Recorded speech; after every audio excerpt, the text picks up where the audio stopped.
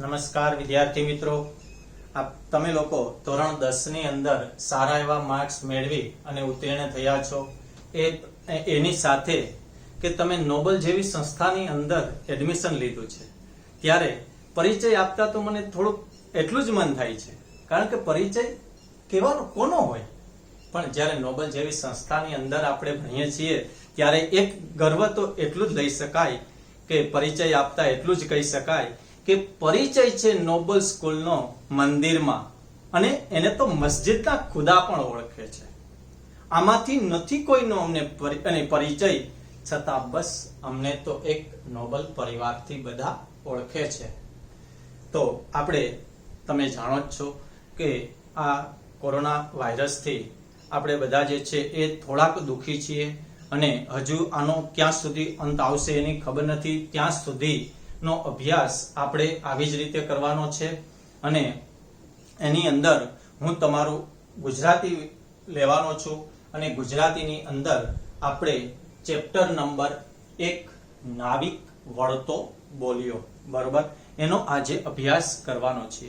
હવે મિત્રો, અત્યાર સુધી આપણે ગુજરાતી વિષયની અંદર 1 થી 10 ધોરણની અંદર નરસિંહ મહેતા એને જ આપણે ભણી ગયા છીએ. જો પ્રથમ જે છે એ નરસિંહ મહેતાનું જ પદ રચના હશે, પણ 11મા ધોરણની અંદર કવિ તરીકે કોણ આવે છે? ભાલણ. કેમ, શા માટે? પ્રશ્ન આપણને થાય કે અત્યાર સુધી નરસિંહ મહેતા જ આવે છે, અને 12મા ધોરણની ટેક્સ્ટ બુકમાં પણ નરસિંહ મહેતા જ આવશે પહેલું પદ્ય તરીકે, તો આમાં ભાલણ કેમ? એ પ્રશ્ન થાય આપણને. પણ અત્યાર સુધી નરસિંહ મહેતા જે છે એ કૃષ્ણ ભક્તિના પદોની અંદર જ એ રત હતા, એ લીન હોય છે કૃષ્ણ ભક્તિની અંદર જ. તેવી જ રીતે ભાલણ જે છે એ મધ્યકાલીન યુગના કવિ છે, અને ભાલણ જે છે એ રામ ભક્તિના જોડાયેલા કવિ છે, એટલે ભાલણ છે, બરોબર. અને આપણે 12મા ધોરણની અંદર પણ ભાલણ જે છે એના વિશે થોડું ઘણું ભણવામાં પણ આવશે, એટલે ખાસ અગત્યની બાબત છે, બરોબર. હવે આપણે ટોપિકને પહેલા જે છે એ સમજીએ કે નાવિક વળતો બોલ્યો. એટલે નાવિક કોને કહેવાય? તો કે જે નાવને ચલાવનાર, હોડીને ચલાવનાર. વળતો એટલે કે પાછો વળે છે ત્યારે, અને પાછો ફરી અને બોલે છે, બરોબર. તો આ જે છે એ પદ્ય છે, અને એની અંદર ભાલણ, બરોબર. તો આપણે જે છે એ કાવ્યને ભણતા પહેલા આપણે ભાલણ વિશે થોડું ઘણું સમજવું જોઈએ, બરોબર. તો ભાલણની અંદર આપણે જોઈએ તો ભાલણ જે છે એ ઈસવીસન જે છે એનો સમયગાળો જે છે એ ઈસવીસન 15મી સદી થી 16મી સદી સુધીનો ગણવામાં આવે છે, બરોબર. હવે ભાલણ જે છે એ ભાલણની અંદર તમે જાણતા હશો કે ભાલણ જે છે એ સૌપ્રથમ આખ્યાનના પિતા ગણવામાં આવે છે. મોસ્ટ આઈએમપી પ્રશ્ન છે, બરોબર. મોસ્ટ આઈએમપી પ્રશ્ન છે, કારણ કે આ જ પ્રશ્ન જે છે એ કોની અંદર આવશે? 12મા ધોરણની અંદર પણ આ જ પ્રશ્ન આવશે, એટલે સાથે રહેજો અને યાદ રાખજો, અને આની નોંધ પણ કરી લેજો, બરોબર.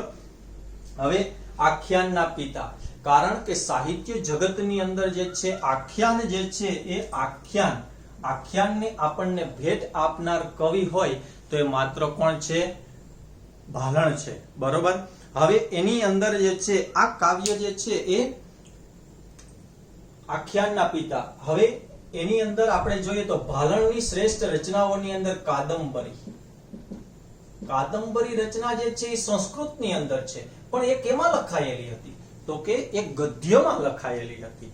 પણ એ ગદ્ય છે, તો ગદ્યની અંદર આપણે જોઈએ તો એને પદ્યમાં અનુવાદ કરી અને ભાલણે જે છે એ આપણી સમક્ષ મૂકી છે, બરોબર. કાદંબરી જે છે એ સંસ્કૃતની અંદર ગદ્ય રચના છે, અને એ ગદ્ય રચનાને લીધે એને પદ્યમાં ભાલણે જે છે એ આપણને આપેલી છે, બરોબર. અને સાહિત્ય જગતની અંદર એ પ્રથમ આખ્યાન આપનાર છે, એટલે એમને આખ્યાનના પિતા ગણવામાં આવ્યા છે. અને તમે અગાઉના ધોરણોની અંદર કે ક્યાંય પણ કેકા શાસ્ત્રીનું નામ તમે સાંભળેલું હશે. કોનું નામ? કેકા શાસ્ત્રી. બરોબર. આપણે આગળ જે છે એ અભ્યાસ કરશું ત્યારે કેકા શાસ્ત્રીનો પણ જીવન પરિચય આવશે. અને કેશવરામ કાશીરામ શાસ્ત્રી, માંગરોળની અંદર એમનો જન્મ થયેલો છે. અને એમણે ભાલણને જે છે એ પ્રથમ અનુવાદક તરીકે ગણના કરેલી છે. બરોબર. કોણે? કેકા શાસ્ત્રીએ. બરોબર.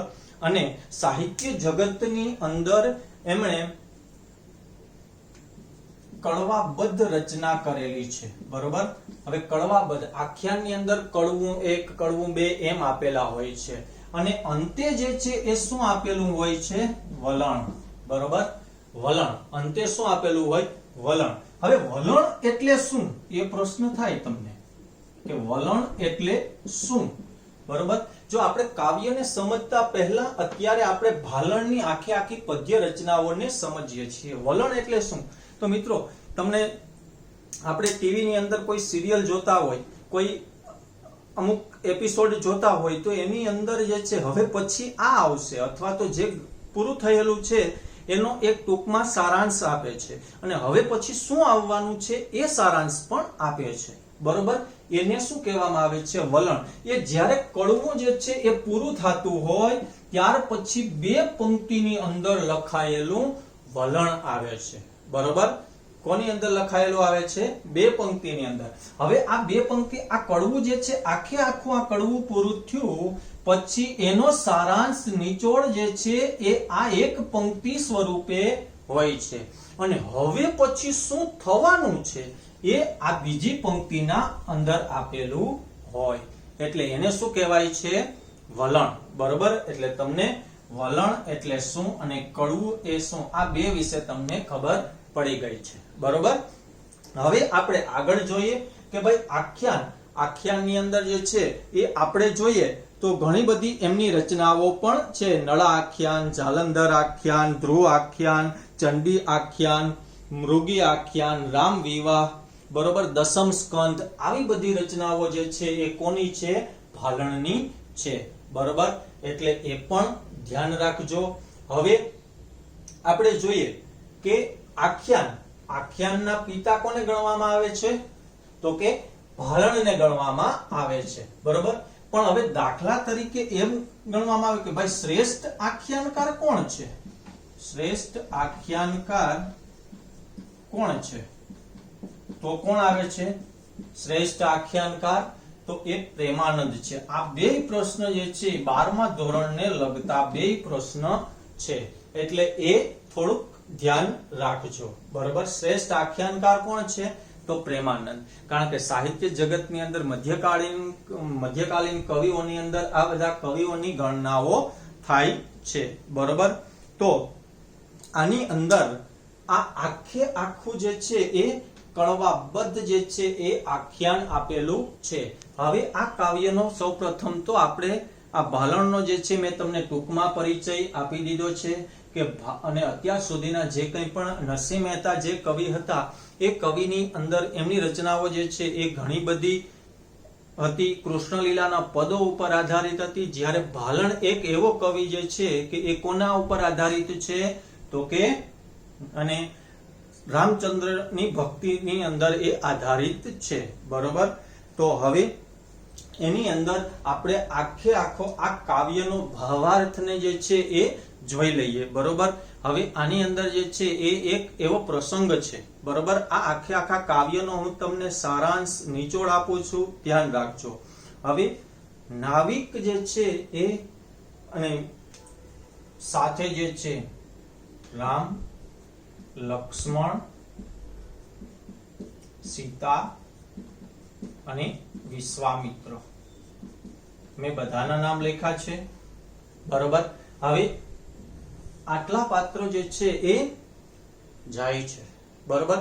હવે એ જતા હોય છે ત્યારે નદી પાર કરાવવા માટે થઈ અને ત્યાં નાવની જરૂર પડે છે. બરોબર, નદી પાર કરવા માટે થઈ અને નાવની જરૂર પડે છે, અને એનો જે નાવ હકાવનાર જે છે એ કોણ છે? નાવિક. બરોબર, એટલે રામ, લક્ષ્મણ, સીતા, વિશ્વામિત્ર આ બધા હોય છે અને નદી કિનારે પહોંચે છે. અને નદી કિનારે પહોંચે છે એટલે નાવિક જે છે એ કે હા ચાલો નાવમાં બેસી જાઓ એવું કહે છે. ત્યાં નાવિકને એક બાબત યાદ આવી જાય છે, કે મને જે વાત સાંભળેલી છે વાત યાદ આવી જાય છે. એટલે નાવિક જે છે વળતો પાછો વળી અને કહે છે કે હું લક્ષ્મણ, સીતા અને વિશ્વામિત્ર ગુરુ આટલાને હું નાવમાં બેસાડીશ, પણ રામને બેસાડીશ નહીં. એટલે કહે છે કે કેમ? તો કે મેં એક એવી વાત સાંભળેલી છે કે પ્રભુ શ્રી રામની ચરણ રજથી એક પથ્થર નારી બની ગઈ છે. બરોબર, અહલ્યા જે છે એ પથ્થરના રૂપમાં આ તમે આગળના ક્યાંય પણ ધોરણોની અંદર તમે આ વાત જાણી ગયા હશે. બરોબર, અને ગૌતમ ઋષિની પત્ની જે છે એ અહલ્યા હોય છે, અને આગળના તમે ક્યાંય ધોરણોની અંદર એનો પ્રસંગ સાંભળી ગયા હશે. અને તેમ છતાં ખાલી હું તમને ટૂંકમાં એનો પ્રારૂપ આપું છું કે ઇન્દ્ર જે છે એ ગૌતમ ઋષિના વેશની અંદર વેશ ધારણ કરી અને એની કુટીરની અંદર આવે છે, અને એની કુટીરની અંદર હોય છે, અને એ સમય દરમિયાન કોનું આગમન થાય છે? ગૌતમ ઋષિનું આગમન થાય છે. અને ગૌતમ ઋષિના આગમનથી સાથે શ્રાપિત કરી દે છે, અને શ્રાપિત કરી દે એટલે અહલ્યાને જે છે એ પથ્થરના રૂપમાં ફેરવી દે છે. બરોબર, પાષાણ ભવતી એટલે કે પાષાણની અંદર ફેરવી દે છે, અને ઇન્દ્રને જે છે શું આપી દે છે? શ્રાપ આપે છે. બરોબર, કોને શ્રાપ આપે છે? ઇન્દ્રને, કે તારા શરીરની અંદર 1000 છિદ્રો થાય. કેટલા? 1000. એટલે એ પછી તપ કરે છે, અને શું કહેવાય છે કે એ ગૌતમ ઋષિ જે છે એમને પ્રાર્થના કરે છે, અને એ ફરી વખત એમને શ્રાપમાંથી થોડાક મુક્તિ આપે છે, અને 1000 છિદ્રના સ્થાને એને શું આપી દે છે? આંખો આપી દે છે. એટલે 1000 એટલે સહસ્ત્ર અક્ષ, એમને એ નામ પણ સંસ્કૃતની અંદર આપવામાં આવેલું છે. બરોબર, અને પછી એ ઇન્દ્ર જે છે એ આ ઋષિને કહે છે કે આમાં અહલ્યાનો કોઈ દોષ નથી, દોષ ફક્ત ને ફક્ત મારો જ છે. બરોબર, અને એ પછી એને ખબર પડે છે, એટલે પછી એ ઇન્દ્ર જે છે એ ગૌતમ ઋષિને વિનવે છે કે એમને તમે શ્રાપમાંથી મુક્ત કરો.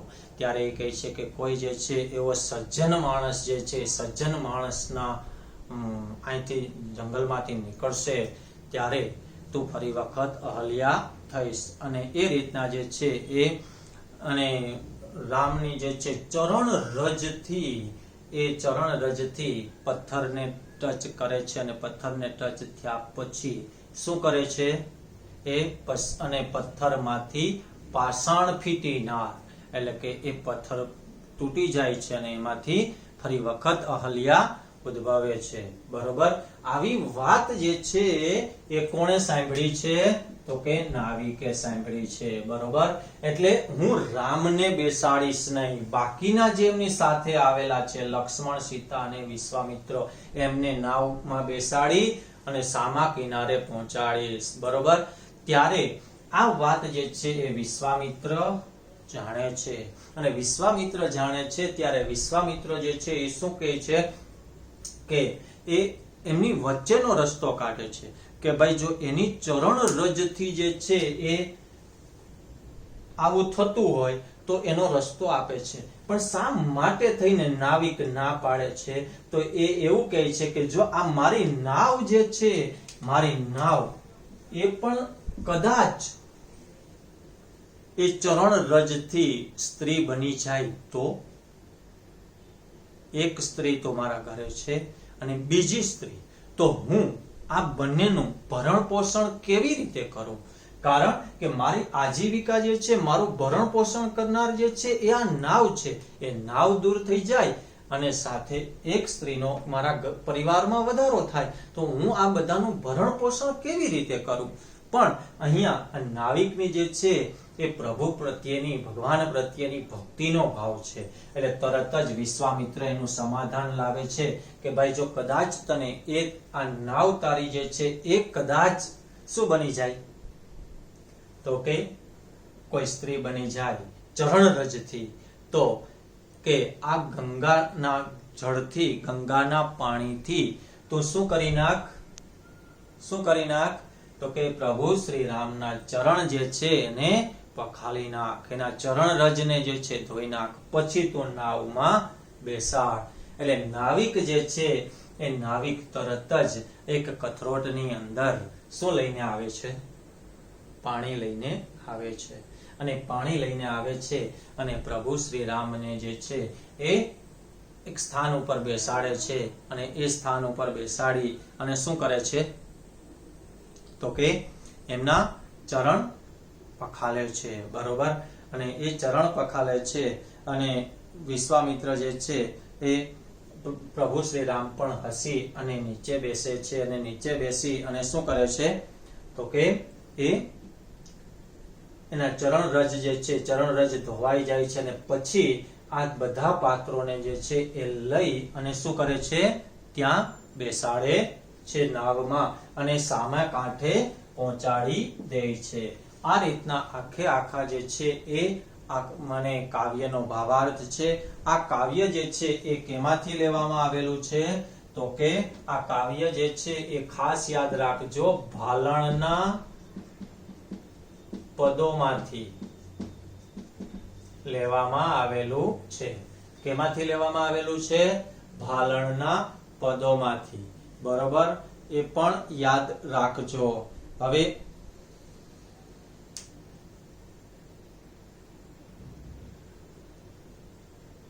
આપણે આગળ અભ્યાસ કરીએ કે ભાલણ જે છે એ ભાલણનું અપર નામ જે છે, ભાલણનું બીજું નામ શું હતું, પુરુષોત્તમ.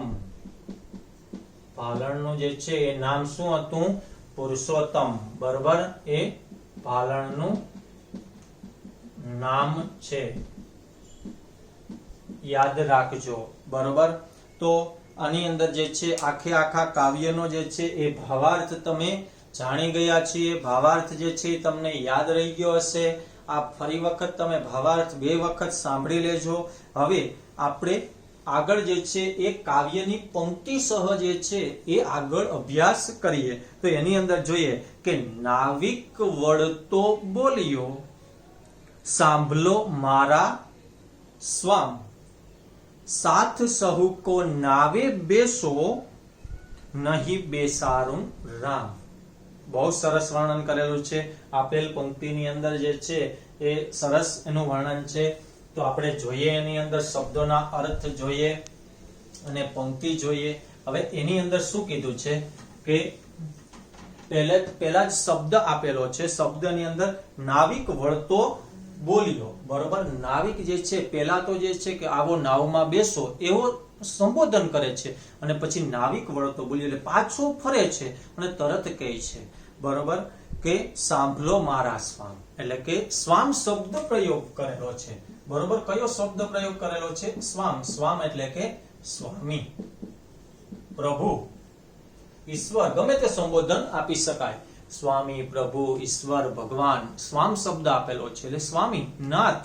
બરોબર, કોણ બોલે છે, નાવિક બોલે છે કે નાવિક વળતો બોલ્યો, સાંભળો મારા સ્વામી, મારા પ્રભુ, મારા ભગવાન, સાથ સહુકો આવે, કે તમારી સાથ. સાથ સહુકો એટલે કે સહુકો શબ્દ આપેલો છે. કયો શબ્દ આપેલો છે, સહુકો. એટલે શું થશે કે બધા. સહુકો નો અર્થ શું થાય, બધા. બરોબર. અને નાવે બેસો, નાવ. નાવ નો અર્થ શું થાય, તો કે હોળી. બરોબર, નાવ નો અર્થ શું થાય, હોળી. સાથ સહુકો બેસો અને નહીં બેસારું રામ. અને નહીં બેસારું રામ, કે રામને હું આ નાવની અંદર બેસાડીશ નહીં. કોને એવું કહે છે કે જ્યારે કોણ કોણ આવેલા છે સાથે, રામ, લક્ષ્મણ, સીતા અને વિશ્વામિત્ર. એટલે પહેલા તો સૂચન કરે છે અને સૂચન કર્યા પછી પાછા વળે છે. એટલે કહે છે, શું કહે છે કે અને એવું કહે છે, નાવિક પાછો વળીને કહે છે કે સાંભળો મારા સ્વામી, હું સાથે તમારી સાથે જેટલા આવેલા છે, પ્રભુ શ્રી રામ તમારી સાથે જેટલા આવેલા છે એટલાને હું નાવમાં બેસાડી અને સામે કિનારે પહોંચાડી દઈશ, પણ તમને હું નાવમાં બેસાડીશ નહીં. બરોબર? તો પ્રશ્ન કરે છે કે કેમ? તો નાવિક કહે છે કે વાર્તા મેં સાંભળી છે. બરોબર? શું સાંભળેલું છે? વાર્તા મેં સાંભળેલી છે. બરોબર? ચરણ રેણથી અપાર શબ્દ પ્રયોગ ધ્યાન રાખજો. ચરણ રેણથી અપાર શબ્દો ઉપર ધ્યાન રાખજો, મારી સાથે રહેજો. ચરણ રેણ, ચરણ રેણ નો અર્થ શું થાય? ચરણ રજ. અપાર, અપાર એટલે કે એની અંદર શું છે કે કોઈ પાર વગરની શક્તિ. અપાર નો અર્થ શું થાય? પાર વગરની શક્તિ. કે મેં એક વાર્તા સાંભળી છે. નાવિક એવું કહે છે કે મેં એક વાર્તા સાંભળી છે અને વાર્તાની અંદર મેં એવું સાંભળ્યું છે કે પ્રભુ શ્રી રામ તમારી ચરણ રજની અંદર, ચરણ રેણ, ચરણ, ચરણ એટલે શું થશે? તો કે પગ, અને રેણ, રેણ એટલે શું થાય? રજ. અને અપાર, અપાર નો અર્થ શું થાય? પાર વગરનું. અપાર નો અર્થ શું થાય? તો કે પાર વગરનું. કે મેં એવી વાત સાંભળી છે કે તમારી ચરણ રજની તાકાત પણ પાર વગરની છે. અપાર એટલે કે કોઈ પાર વગરની છે. બરોબર? અહલ્યા તા થઈ સ્ત્રી સહી. અહલ્યા શબ્દ પ્રયોગ આપેલો છે. અહલ્યા, અહલ્યા વિશે મેં તમને ભાવાર્થની અંદર કીધું છે કે અહલ્યા શબ્દ જે છે એ કોણ છે? અહલ્યા શબ્દ આપેલો છે, યાદ રાખજો કે અહલ્યા જે છે, અને મેં તમને ભાવાર્થમાં પણ સમજાવ્યું છે કે એ ઋષિની પત્ની હતા અને એ ઇન્દ્ર જે છે એ ઇન્દ્ર એમના કુટીરની અંદર આવી જાય છે અને આ દ્રશ્ય કોણ જોઈ જાય છે? તો કે ગૌતમ ઋષિ જોઈ જાય છે અને એને શ્રાપિત કરી દે છે. બરોબર? એટલે એ મેં તમને ભાવાર્થની અંદર કીધું છે કે પ્રભુ શ્રી રામની પગની ચરણ રજ જે છે કેવી છે? અપાર છે. અને અહલ્યા જે છે એ શું થઈ જાય છે? ફરી વખત નારી બની જાય છે. કારણ કે એ કોનો શ્રાપ આપેલો હતો? તો કે ગૌતમ ઋષિનો શ્રાપ આપેલો હતો. કારણ કે કયા કારણથી તેને શ્રાપિત કરેલી છે? તો કે ઇન્દ્ર જે છે એ ગૌતમ ઋષિના વેશમાં આવી અને એમની કુટીરની અંદર આવે છે અને એ દ્રશ્ય કોણ જોઈ જાય છે? તો કે ગૌતમ ઋષિ, અને બંનેને શ્રાપિત કરે છે. બંનેને શ્રાપિત કરે છે એટલે ઇન્દ્રને પણ શ્રાપિત કરે છે અને અહલ્યાને પણ શ્રાપિત કરે છે. એટલે અહલ્યા જે છે એ શું બની જાય છે? પથ્થર બની જાય છે અને 1000 છિદ્રો જે છે કોની અંદર આવી જાય છે? 1000 છિદ્રથી જે છે તારું શરીર 1000 છિદ્રો વાળું બની જાય એવો શ્રાપ કોણ આપે છે? તો કે ગૌતમ ઋષિ આપે છે. કોને આપે છે? ઇન્દ્રને આપે છે. અને ફરી વખત ઇન્દ્ર જે છે એમને એમની પ્રાર્થના અને એમની ભક્તિથી એમને શ્રાપમાંથી મુક્ત કરે છે અને સહસ્ત્ર અક્ષય એના શરીરની અંદર એ ગૌતમ ઋષિ ભરી દે છે. કારણ કે 1000 છિદ્રો કોની અંદર થઈ જાય છે? શરીરની અંદર. અને એ શરીરને એક છિદ્રોને આંખોની અંદર ફેરવી દે છે. એટલે અહલ્યા જે છે શું બની જાય છે? ફરી વખત નારી બને છે. કારણ કે પ્રભુ શ્રી રામ જે છે એ જંગલની અંદર જતા હોય છે અને એમના ચરણ રજથી શું બની જાય છે? એનો પગ જે છે પથ્થરની સાથે અડે છે અને એ પાષાણ ફીટી શું બને છે? નારી બને છે. બરોબર? આવી વાર્તા જે છે. પછી શબ્દ આપેલો છે પાષાણ ફીટી નાર. કયો શબ્દ આપેલો છે? પાષાણ ફીટી નાર. સાથે રહેજો આ શબ્દની અંદર. પાષાણ, પાષાણ નો અર્થ શું થાય? તો કે પથ્થર. બરોબર? અને ફીટી એટલે કે તૂટી જવું. ફીટી શબ્દનો અર્થ શું લીધો છે? તૂટી જવું. બરોબર? અમુક વખત ક્યાંક અલગ અલગ શબ્દો લીધા હોય. ફીટીનો અર્થ જે છે તૂટી જવું, ફૂટી જવું, એમ અલગ અલગ શબ્દો લીધા હોય. અને નાર એટલે કે નારી. બરોબર? આ રીતના અર્થ થાય છે. તો હવે શબ્દ સહિત તમને બધી ખબર પડી ગઈ કે ચરણ રેણ એટલે ચરણ એટલે શું આપ્યું છે? પગ.